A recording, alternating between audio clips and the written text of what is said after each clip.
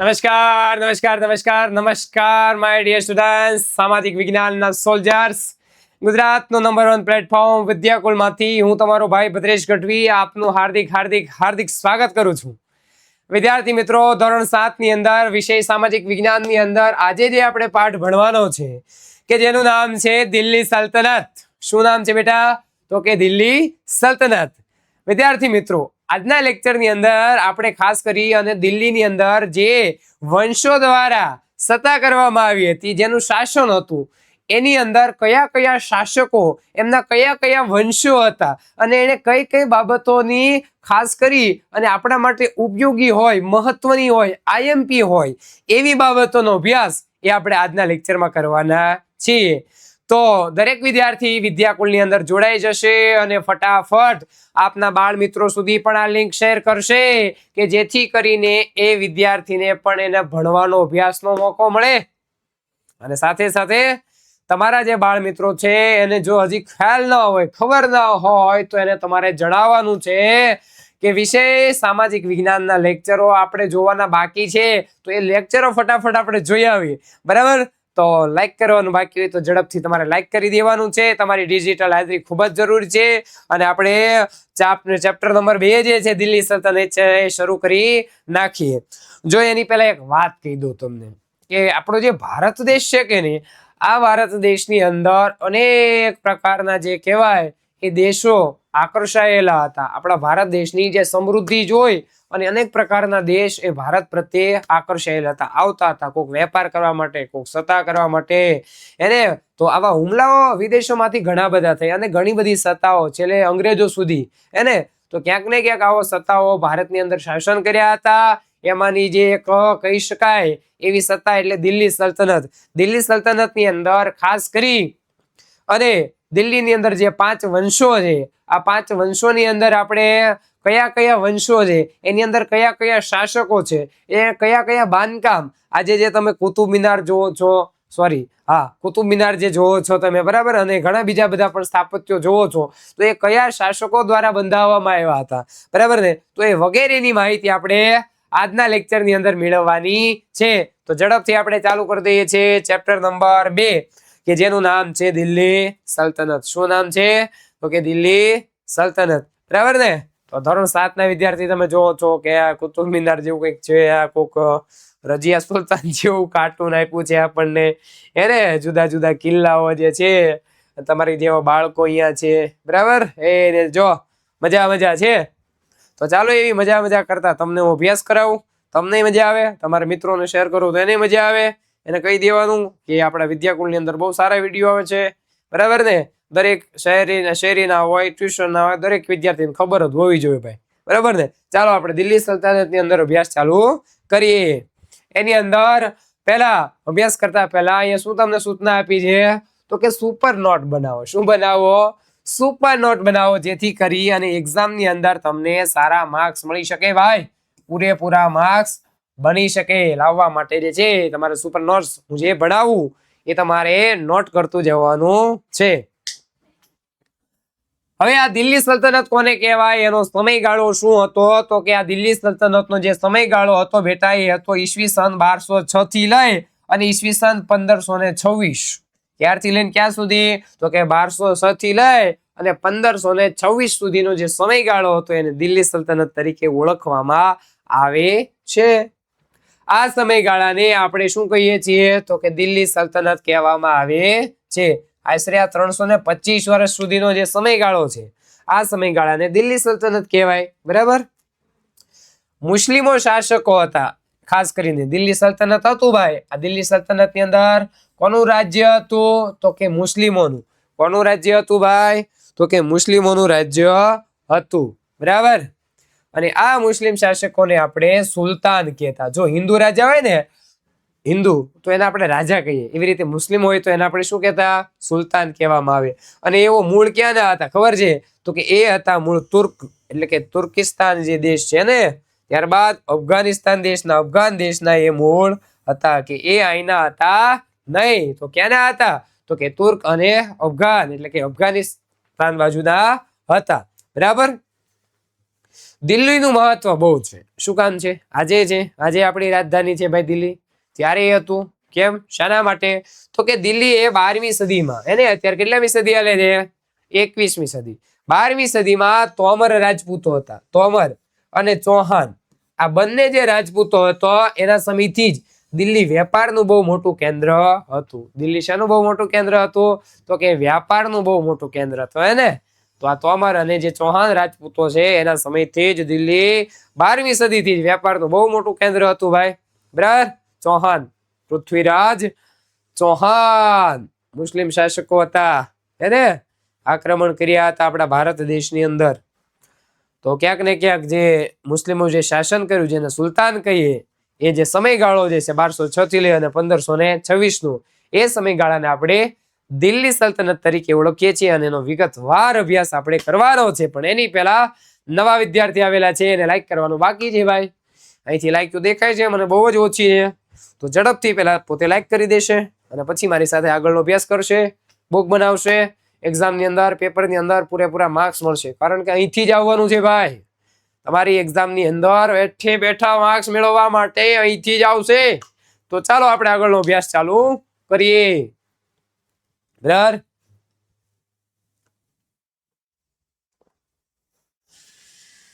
તો શું કીધું છે આપણને આગળ? તો કે દિલ્હી ઉપર રાજ કરનારા 5 વંશો હતા. સાહેબ આ 5 વંશો અમને યાદ નથી રહેતા. બરાબર ને? અમે ભણ્યા પણ અમને યાદ નથી રહેતા. તો આપણા પાસે એક શોર્ટકટ ટ્રીક છે. બરાબર ને? એને યાદ રાખવા માટે એની શોર્ટકટ ટ્રીક છે. જો તમને આ 5 વંશો યાદ ના રહેતા હોય તો તમારે આ શોર્ટકટ ટ્રીકનો ઉપયોગ કરી અને આ 5 વંશોને એકદમ સરળતાથી યાદ રાખવાના છે. અને એ શોર્ટકટ ટ્રીક અહીંયા આપેલી છે કે ગુલાબ ખીલે તો સૂંઘ લો. ગુલાબ ખીલે તો સૂંઘ લો. એમાં ગુલાબ ખીલે એટલે કે ગુલાબ એટલે ગુલામ વંશ, ખીલે એટલે ખિલજી વંશ, તો એટલે તુગલક વંશ, સૂંઘો એટલે સૈયદ વંશ અને લો એટલે લોધી વંશ. તો આ તમારો પ્રશ્નનું સોલ્યુશન થઈ ગયું. બરાબર? તો દિલ્હી ઉપર રાજ કરતા જે મુખ્ય 5 વંશો હતા એને આપણે લાઇનસર યાદ રાખવા માટે આવી શોર્ટકટ ટ્રીક છે કે જેની અંદર ગુલાબ ખીલે તો સૂંઘ લો. ગુલાબ ખીલે તો શું કરવાનું છે ભાઈ? તો કે સૂંઘી લેવાનું છે. ક્યાંથી સૂંઘી લેવાનું છે? બરાબર? એટલે એમ નહીં કે ગુલાબ ખીલે તો સૂંઘ લો, એનો મતલબ થાય ગુલાબ એટલે ગુલાબ વંશ, એને ગુલામ વંશ આવી ગયો, ખિલજી વંશ, તુગલક વંશ, સૈયદ વંશ અને લોધી વંશ. બોલો હવે માર્ક્સ જશે તમારા? ક્યાંય નહીં જાય. તમે અમારી સાથે અભ્યાસ કરશો એટલે તમારા માર્ક્સ ક્યાંય જશે નહીં. બરાબર? ચાલો આપણે આગળ ભણીએ. ત્યારબાદ આગળ આપણે અભ્યાસ કરીએ ભાઈ. સરસ મજાનો અભ્યાસ કરવાનો છે આપણે. બરાબર?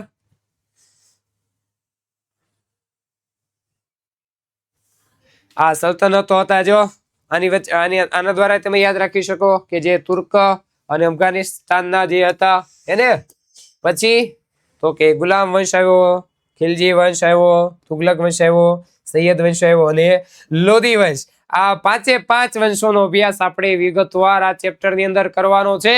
તો ચાલો સૌપ્રથમ જે આપણો વંશ આવે છે એ વંશ છે ગુલામ વંશ. કયો વંશ છે? તો કે ગુલામ વંશ. કેવી રીતે ગુલામ વંશની સ્થાપના થઈ? તો એના માટે એક નિર્ણાયક યુદ્ધ સાબિત થયું. કયું યુદ્ધ છે? તો કે ઈસવીસન 1192 તરાઈનું યુદ્ધ થયું.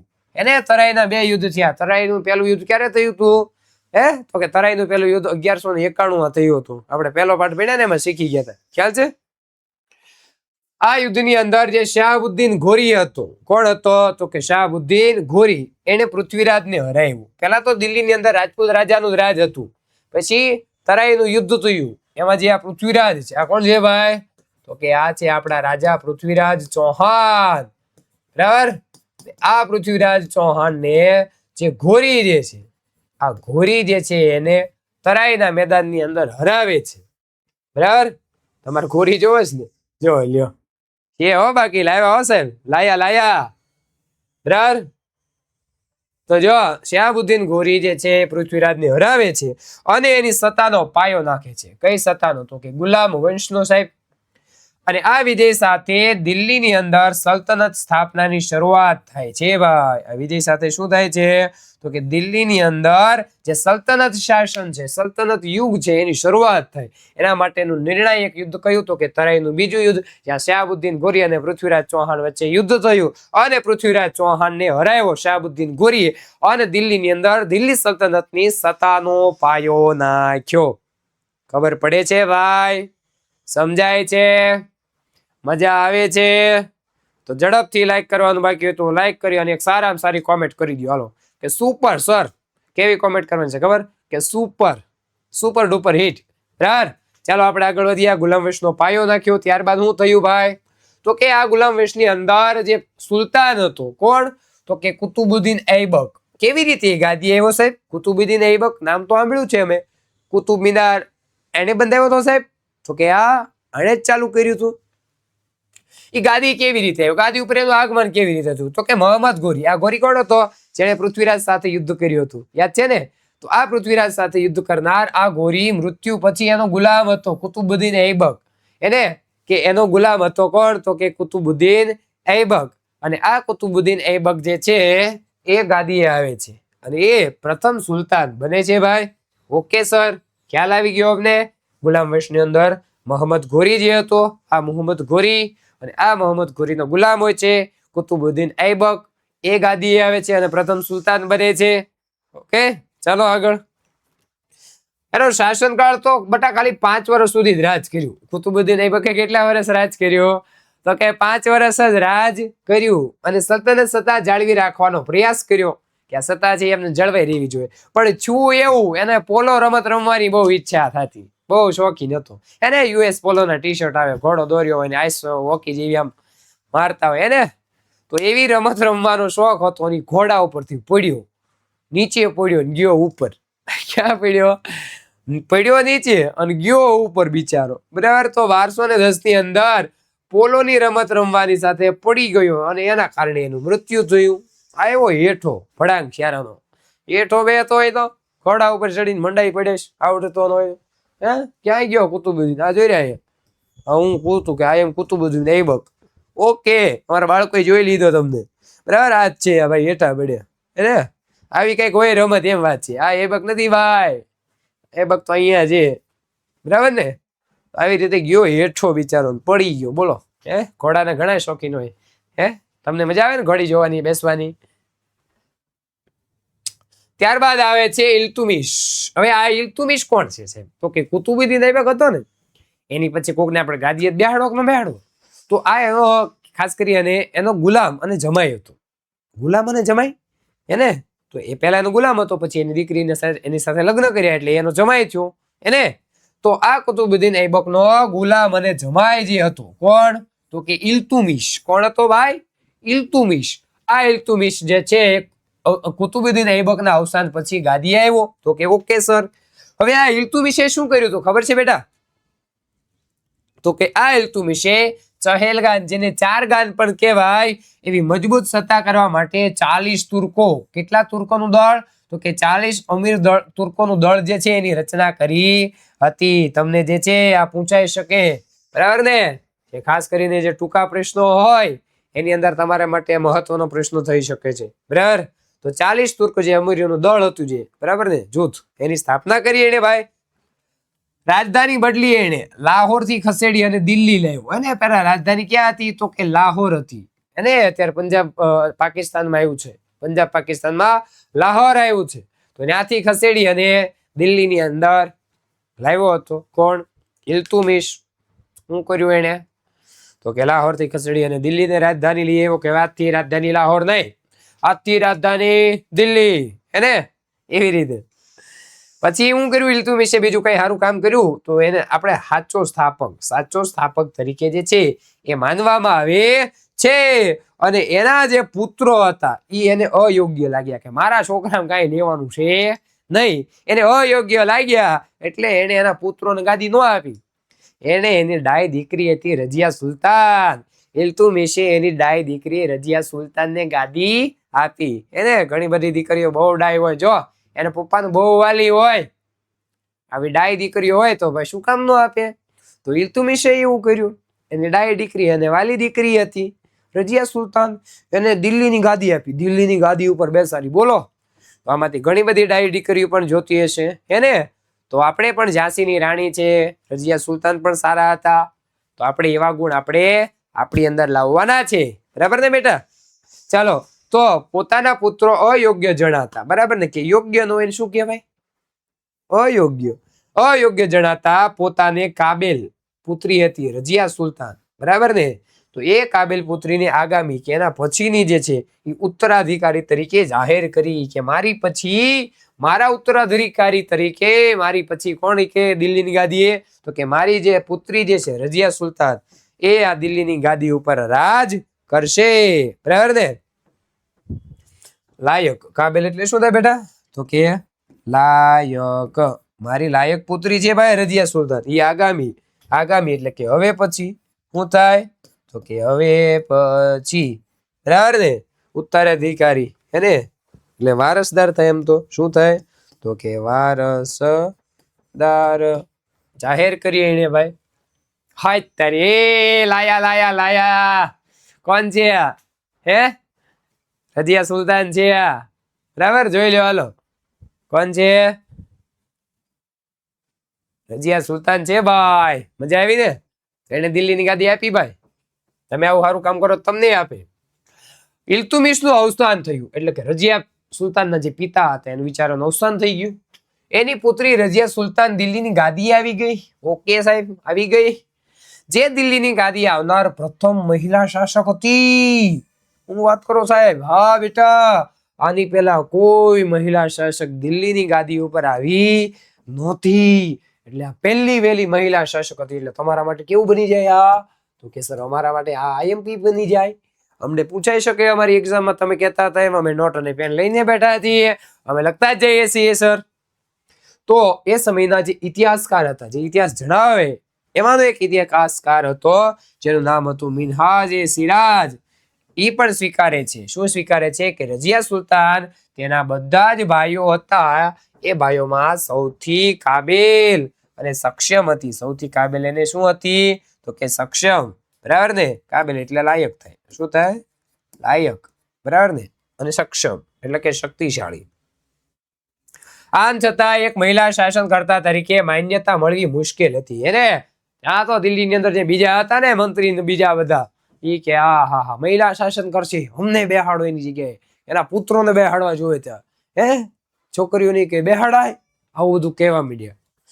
તો એ બધાને માન્યતા ન આપી કે આવું ન હાલે ભાઈ. બરાબર?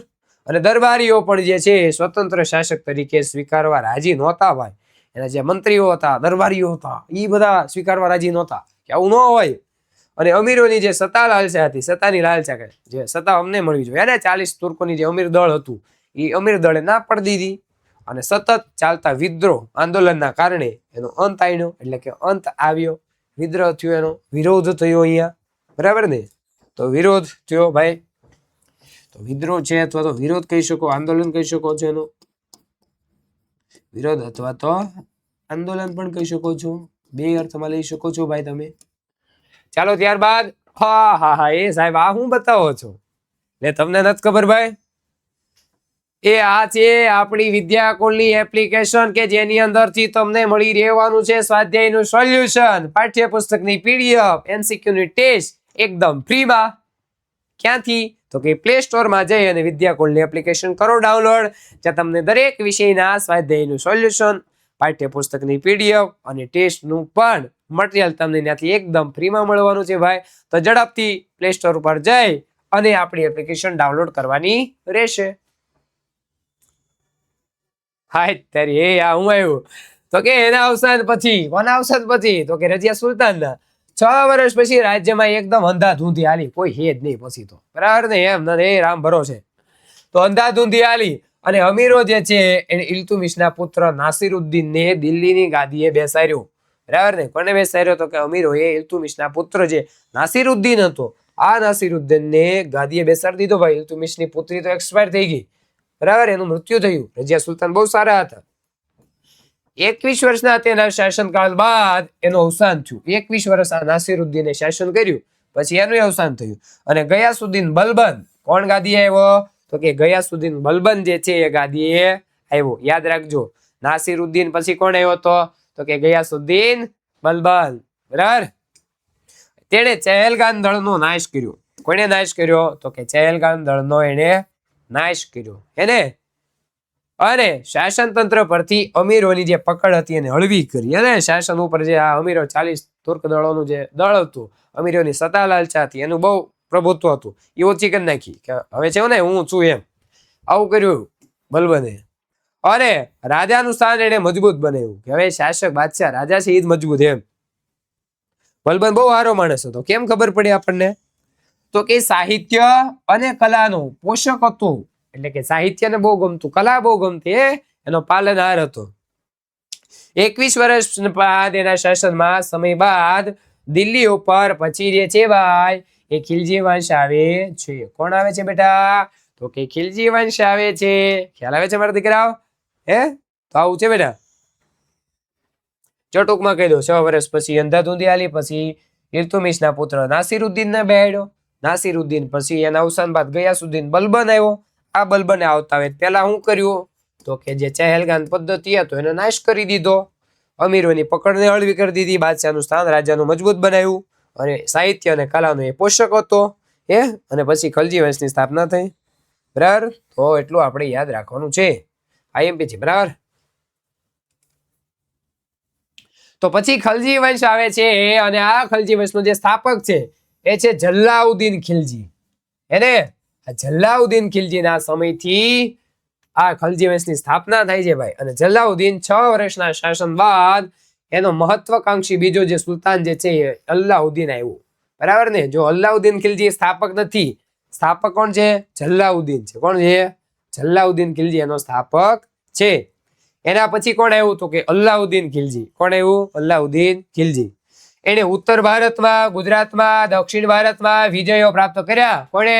અલ્લાઉદ્દીન ખિલજીએ. શું કર્યું સાહેબ તો કે ઉત્તર ભારતમાં, દક્ષિણ ભારતમાં, ગુજરાતમાં, દરેક ભારતની ઘણા સ્થળોની અંદર એને વિજય પ્રાપ્ત કર્યા હતા ભાઈ. અને સામ્રાજ્યનો વિસ્તાર કર્યો, સામ્રાજ્ય વધાર્યું. બરાબર. વિસ્તાર કરવો એટલે શું થાય તો કે વધારવું. અને દિલ્હીમાં સ્થાયી સેનાની શરૂઆત કરી. દિલ્હીની અંદર કેવી સેના તો કે સ્થાયી, એક જ જગ્યાએ એક જ સ્થળે રહેવાનું, ફર્યા ફર નહીં કરવાનું, એને સ્થાયી કહેવાય. તેણે સૈન્યના ઘોડા અને સૈનિકો જે હતા, અહીંથી તમારા માટે આઈએમપી છે, એની વિશિષ્ટ ઓળખ માટે દાગ અને ચહેરા પદ્ધતિ જે છે એ એને દાખલ કરી હતી. કોણે? તો કે સુલતાન અલ્લાઉદ્દીન ખિલજીએ. બરાબર ને? તો આ તમારા માટે કેવું છે બેટા? આઈએમપી છે. કેવું છે? આઈએમપી છે. આ ઉપરાંત ભાવ નિયમન, બજાર નિયંત્રણ, સંગ્રહખોરી નિયમન જેવા વહીવટી સુધારા પણ એમણે કર્યા હતા. બરાબર ને? કે ભાવ નિયમન, બજાર નિયંત્રણ, એને ભાવ જે બાદશાહ નક્કી કરશે જ, વેપારીઓની મનમાની નહીં ચાલે, કોઈ સંગ્રહ નહીં કરી શકે, સંગ્રહખોરી નહીં કરી શકે ભાઈ. બરાબર ને? તો આ બધી સંગ્રહખોરી જેવા નિયમો હતા એની ઉપર એને સુધારા કર્યા હતા. કોણે? અલ્લાઉદ્દીન ખિલજી. બરાબર. એના અવસાન બાદ વાતાવરણ પાછું અંધાધૂંધી થઈ ગયું ભાઈ. અંધાધૂંધી કેવી ધૂંધી? અંધાધૂંધી. બરાબર ને? એટલે કે અસ્તવ્યસ્ત બધું. કેવું થઈ ગયું? હાવ અસ્તવ્યસ્ત. લખો અહીંયા અસ્તવ્યસ્ત. આ રાજવંશોનો અંત આણી એટલે કે લાવી. અંત આણી એટલે શું થાય? અંત લાવી દિલ્હીની ગાદી ઉપર તુગલક શાસનની શરૂઆત થઈ. અને આ તુગલકનો શાસક હતો ગયાસુદ્દીન તુગલક. કોણ હતો તો કે ગયાસુદ્દીન તુગલક જે છે એ એનો શાસક હતો. ખ્યાલ આવે છે? જોઈ શકો છો તમે ગયાસુદ્દીન તુગલક. એને મજા આવતી હોય તો લાઈક કરવાની, બાકી હોય લાઈક કરી દેવાની છે. સારામાં સારી કોમેન્ટ કરવાનું ભૂલવાનું નથી. લેક્ચર પતે એની પહેલા સારામાં સારી એકવાર કોમેન્ટ કરી દેવાની કે વાહ સર સુપર ડુપર હિટ. અમારી એક્ઝામની અંદર પૂરેપૂરા માર્ક્સ આવશે. બરાબર. ચાલો આગળ ભણીએ આપણે. મજા જ આવે છે, મજા જ કરવાની છે. પૂરેપૂરા માર્ક્સ જ લેવાના છે, ભણવાનું છે આપણે. બરાબર. પછી બેટા આવે છે તુગલક વંશ. શું આવે છે તો કે સર તુગલક વંશ આવે છે. અને આ તુગલક વંશ જે છે એની અંદર મોહમ્મદ બિન તુગલક કયો શાસક તો કે મોહમ્મદ બિન તુગલક એ સુલતાન થયો. પ્રતિભાશાળી હતો ભાઈ, તાકતવર હતો, જેણે એના સમયમાં કેટલીક યોજનાઓ અમલમાં મૂકી. અને અહીંયા ધ્યાન રાખો, દિલ્હીથી લઈ અને દૌલતાબાદ સુધી એની રાજધાની જે છે એને બનાવી. દિલ્હીથી લઈને ક્યાં સુધી તો કે દૌલતાબાદ સુધી. દિલ્હીથી લઈ અને દૌલતાબાદ સુધી જે છે આ મોહમ્મદ બિન તુગલકે એની રાજધાની ફેરવી નાખી અને પ્રતીકો અને મુદ્રા પ્રયોગ જે છે એ વગેરે જેવી યોજનાઓ એમાં સમાવેશ થતી હતી, પરંતુ મોટા ભાગની યોજના કઈ લેવાનું નહોતું. એટલે શું સાહેબ? તો કે મોટા ભાગની આ યોજના હતી બેટા એ વ્યવહારની રીતે અભાવ હતો. વ્યવહારમાં કઈ હાલ એવું હતું નહીં, વ્યવહારિકના અભાવ હતો અને ધીરે ધીરે તબક્કાવાર જે છે એ આયોજનબદ્ધ અમલીકરણના અભાવથી આયોજન નહોતું, યોજના હતી પણ એનો અમલ થતો નહીં. જેમ કેટલી બધી તમારી પાસે યોજના હોય, આયોજનો હોય, પણ તમે એનો અમલ ન કરો. તમને કહેવામાં આવે કે ચાલો આપણે સવારે 4 વાગે ઉઠીને વાંચવાનું છે ભાઈ, આપણી પાસે યોજના છે, પણ આ બધી તમારી તરંગી યોજના હોય હવામાં, તમે કઈ એનો અમલ કરો નહીં. તો આ તમારે જેવો જ હતો, એની પાસે એવી બધી યોજનાઓ હતી, બરાબર ને? તો તમે અમલ કરો ને તો એ યોજના કામ નહીં, બાકી તો શું કામ નહીં? તો આ બધું નિષ્ફળ જાય, પછી નિષ્ફળ ગઈ અને ઇતિહાસમાં આ યોજનાને તરંગી યોજના કહેવાય. કેવી યોજનાઓ કહેવાય? તો કે તરંગી યોજનાઓ કહેવામાં આવે છે. જે મોહમ્મદ બિન તુગલકની તરંગી યોજના હતી. કોની હતી? મોહમ્મદ બિન તુગલક. એને રાજધાની ફેરવી ક્યાંથી? તો કે દિલ્હીથી દૌલતાબાદ લઈ ગયો. ક્યાં લઈ ગયો?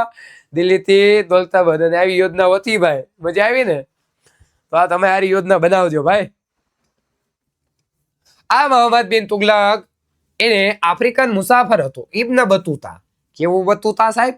ઇબ્ન બતુતા. આ ઇબ્ન બતુતા એ ભારતની જ્યારે મુલાકાતે આવ્યો, એને આફ્રિકન હતો, બરાબર? આફ્રિકન મુસાફર કોણ હતો? આફ્રિકાથી આવ્યો ભાઈ. ગયા સુધી તુગલક હતો, જીવતો હતો, આવ્યો કે હું તો કે ઇતિહાસકાર છું કે ઓકે કે ભારતની મુલાકાત આવ્યો. અને આ મોહમ્મદ તુગલક બાદ એનો પિતરાય ભાઈ હતો ફિરોઝ શાહ તુગલક, એ ગાદીએ આવ્યો, બરાબર ને? એ મુલાકાતે આવેલો છે. પછી મોહમ્મદ તુગલકના અવસાન બાદ કોણ ગાદી આવ્યો? તો કે ફિરોઝ શાહ તુગલક ગાદી આવ્યો હતો. આપણે એટલું યાદ રાખવાનું છે, બરાબર? કે ઇબ્ન બતુતા ભારતની મુલાકાતે તુગલક એટલે કે મોહમ્મદ તુગલકના સમયમાં આવ્યો. એના પછી કોણ આવ્યું મોહમ્મદ તુગલક પછી? તો કે ફિરોઝ શાહ તુગલક આવી ગયો ભાઈ. અને આ ફિરોઝ શાહ તુગલકના અવસાન બાદ તૈમુરલંગે દિલ્હી ઉપર આક્રમણ કર્યું ભાઈ, અને સત્તાના હચમચી ગઈ. આખા પાયા જે છે એ હચમચી ગયા અને તુગલક સત્તા મર્યાદિત બની ગઈ ભાઈ. તુગલકો ધીરે ધીરે ગાયબ થવા માંડ્યા ભારતમાંથી. પછી આવે સૈયદ વંશ. કયો વંશ આવે? તો કે આવે છે સૈયદ વંશ. અને આ તુગલક વંશના શાસનના અંત બાદ ખિઝર ખાન સૈયદ એટલે સૈયદ વંશની સ્થાપના કરી. કોણે? તો કે ખિઝર ખાન સૈયદ જે છે એને સૈયદ વંશની સ્થાપના કરી. ત્યારબાદ બહલોલ લોદી આવ્યો કે જેને લોદી વંશની સ્થાપના કરી. બહલોલ લોદીએ કયા વંશની સ્થાપના કરી? તો કે સર એને લોદી વંશની સ્થાપના કરી, બરાબર ને? તો આ સૈયદ વંશ અને લોદી વંશ. તો આ લોદી વંશની સ્થાપના બહલોલ લોદીએ કરી અને ખિઝર ખાએ સૈયદ વંશની સ્થાપના કરી હતી. આ બહલોલ લોદી એ સલ્તનતનો પ્રથમ અફઘાન શાસક હતો. સૌ પ્રથમ અફઘાન શાસક હોય તો કોણ હતો? તો કે બહલોલ લોદી. આ બહલોલ લોદી એ સલ્તનત કાળનો અફઘાન શાસક હતો બેટા. બાકીના તુર્કો હશે, આપણને પહેલા જ કીધું હતું તુર્ક અને અફઘાન શાસકો છે સલ્તનતમાં. લોદીનો અંતિમ વંશ, લોદી વંશનો અંતિમ બાદશાહ ઇબ્રાહિમ લોદી હતો. કોણ હતો બેટા? તો કે ઇબ્રાહિમ લોદી જે છે એ લોદી વંશનો અંતિમ બાદશાહ હતો, બરાબર?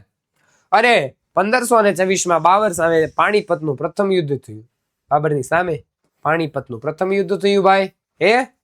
અને એની અંદર આ ઇબ્રાહિમ લોદીનો પરાજય થયો અને સલ્તનત યુગનો અંત આવી ગયો, બરાબર? અને પછી મુગલ કાળની શરૂઆત થાય.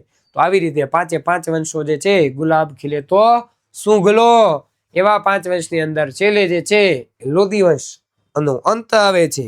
બાબર હરાવે છે અને બાબર હરાવી અને પોતાની સત્તા એટલે કે મુગલ શાસન કાળની શરૂઆત કરે છે ભાઈ. તો બસ મારા વાલા વિદ્યાર્થી મિત્રો, આજના લેક્ચરમાં આપણે અહીં સુધી રાખીએ છીએ અને મળીએ છીએ નવા લેક્ચરની અંદર નવી માહિતી સાથે. ત્યાં સુધી બસ જોતા રહો વિદ્યાકુલની આ ડિજિટલ ચેનલ ઉપરથી, બરાબર છે? તો આવજો, બાય બાય, જય શ્રી કૃષ્ણ, ટાટા, જય હિન્દ, જય ભારત, જય જય ગરવી ગુજરાત.